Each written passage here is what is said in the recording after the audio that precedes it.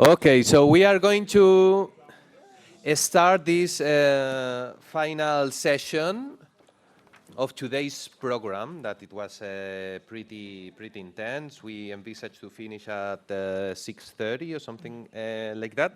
So basically, what we are going to do, because we were divided into 3 groups, is to ask the people that they were leading the workshops to share a bit what was happening in your sessions, no, and to share, especially for the ones that they were not able to participate there, and then we will have a small time for questions, suggestions, ideas, and we are going to finish the day of the program. So I'm going to ask Leon.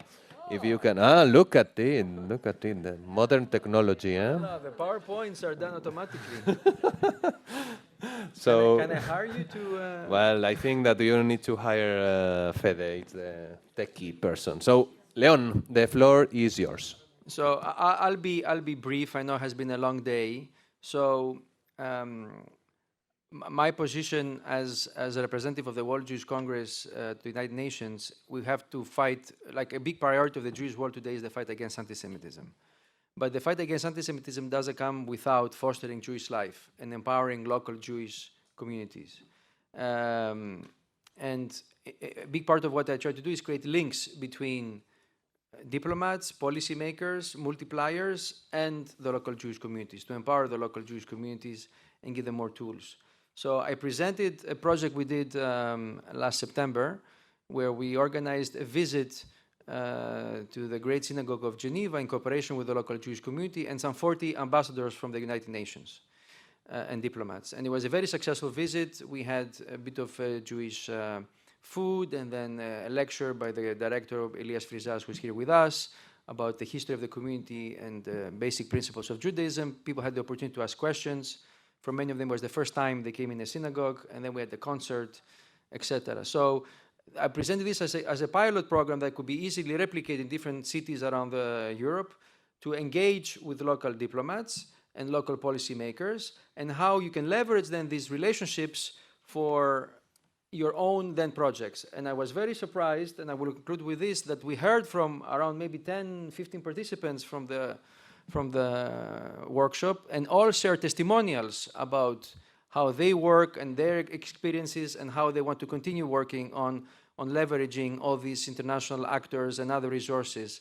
So I think that's a great potential, and I hopefully Victor was there as well, and he saw the interest of the participants, and maybe that can be an activity, a side event, a side activity that can happen during the European Days of Jewish Culture. So thank you so much. No, thank you. Thanks to you, Leon, and just to also to share with you that following this proposal, we are going to organize a kind of working group with cities that are interested in doing a kind of pilot in this year's edition with an activity frame in the European Days of Jewish Culture for ambassadors or consuls. So thank you, Leon. We are going to keep bothering you during this time until September.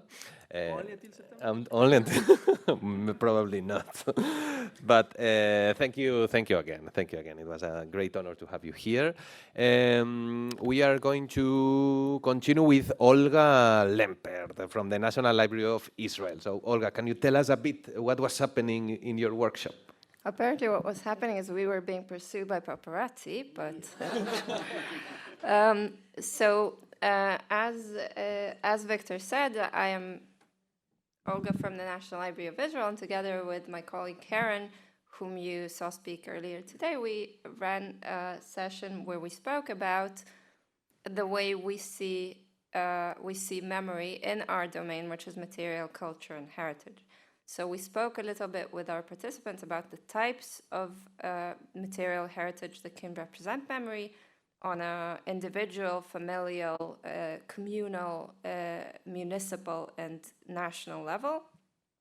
And then we went on to discuss the National Library's contribution this year, which is a concept of an exhibition that is called Postcards from Memory, which takes a snapshot of a certain community through its material heritage, but by focusing first on a figure, on a person who lived in that community, through their material heritage, through their commemorative materials, such as are held in our collections, and then opening it up and broadening the scope to represent the Jewish community and its history in that place.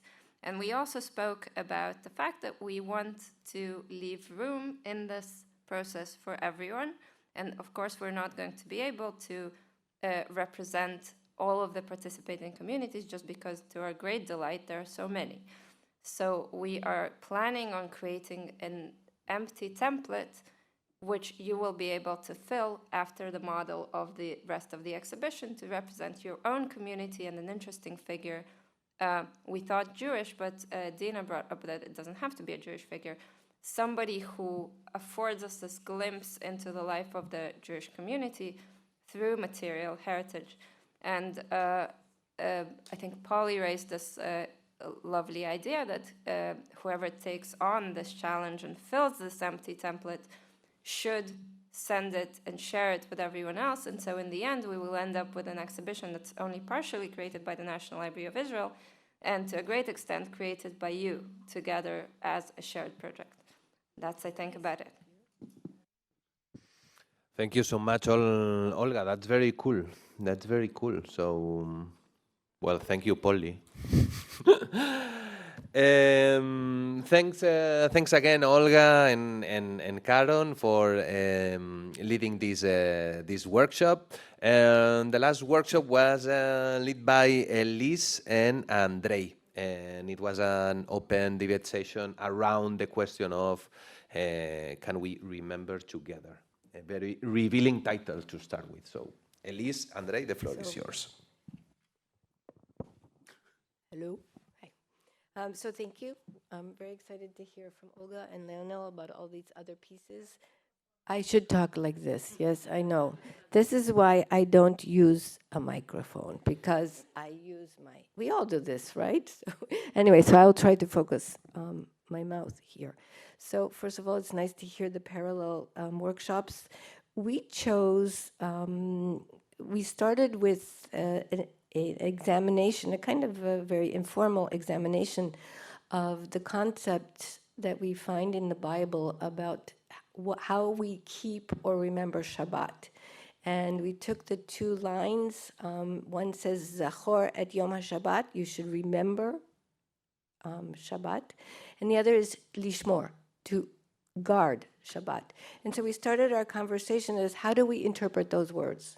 How do they resonate with us as individuals, communities, people as professionals, and personal? And this led us, one, we went to the source. It is the celebration of Jewish culture in Europe with a capital J. We went back to a source that we all share. And from there, we began to explore questions that Andrei brought to our, well, it wasn't a table, but table, which I realize now in speaking with the learning about the pragmatic, we were much more somewhere in this intellectual discussion, but it's as much part of what we need to, we want to address. So it was, for me, I think for Andrei, but a very stimulating conversation, and we thank all of you who joined in. Andrei. Yeah, thank you. I have another minute, I think, to go, so I try to do my best, because what we have done... 2 minutes, thank you. So what we've done, we have built up a brainstorming, a mind map. I don't know if you know this technique, which is very nice, because we just plunged into it and we discussed openly, because what we had is the question, can we remember together? And as we learned, the words are very important. So basically, we took apart these 4 words, 4? Yeah, 4.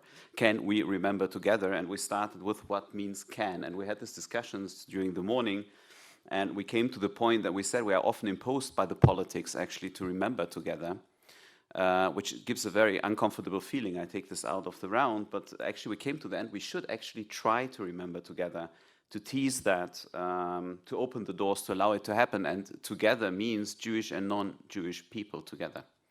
So I think this was one outcome that was very clear. We should try to remember together, even though some believe in it, as we heard, and some don't. But what I take out is in the European countries, in Germany, in Greece, the comments that we all had, it's very similar challenges. So we should actually in all countries do that as far as we analyzed in our group. Then we had the we. And the we, what does it mean? Who are we actually? Is it the Jews? Is it the non-Jews? We came very quickly also to the young people. Participant also said young people and said the challenge is actually that memory is history. Shoah is ancient history already for the young people. I have 3 daughters. They don't know their grandparents, grand-grandparents in the concentration camp. For them, it's not relevant, actually. I come to that. And I think we quickly came to it. We need to give it relevance and we need to make them curious, actually, young people. That's very important. And we are very clear that also with this role that we have and with this function, with the organization, I think it's a chance, but it's also responsibility that we bring things from the past, the memory that we inherited, actually into the future. And we were all, I think, agreeing that this is the big challenge we all have, and we take this challenge. Then the next thing is that what do we actually remember? And I heard already, yes, it's also in scope of the European Day of Jewish Culture, of course, also traditionally. We had one negative point and actually a lot of positive points to remember. So the negative points, of course, is traumas, pogroms, and the Shoah. But the positive points is contributions of Jewish people to a very long European culture, actually over 2,000 years, probably.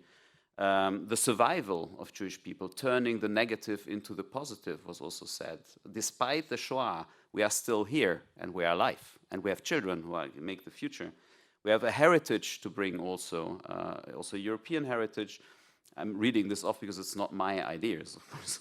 Positive side of the history also, that there was also, there were good afternoons in the history, not only the bad ones. And we have, of course, the resilience I think we can be proud of, and this is what also we agreed in the group that we should bring actually towards forward. And then how do we remember? I put this together, if I may. Yes, sure. Thank you.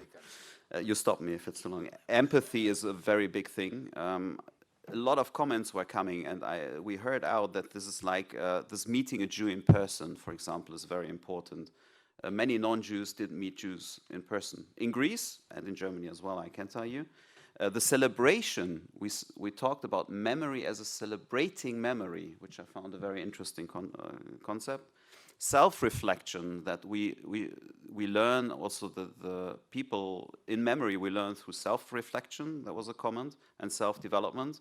And of course, breaking the stereotypes, bringing in relevance, especially for the young people, again. And there was a comment which I found very, very, very interesting, that knowledge is a prerequisite for remembering. So basically also in the same time teaching history, and also on the positive side, also teaching the positive side of history. And I'm finishing now. Actually, that's it. The rest were only problems. I keep them out. So thank you very much. It was a great experience. Thank you to all participants. Thanks to the 4 of you, and also to Caron for leading these workshops.